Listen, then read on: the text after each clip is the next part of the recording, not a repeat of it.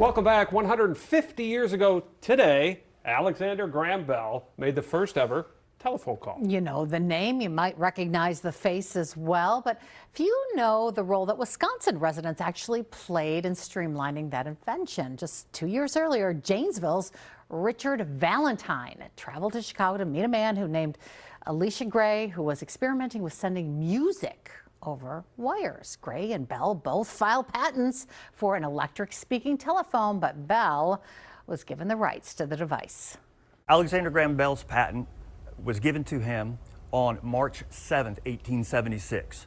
3 days later, he made the famous first phone call to Thomas Watson, his assistant, and those first words were, "Mr. Watson, come here, I want you."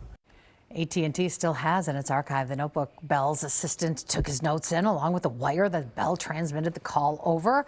Valentine later strung a wire between his home and his brother's home.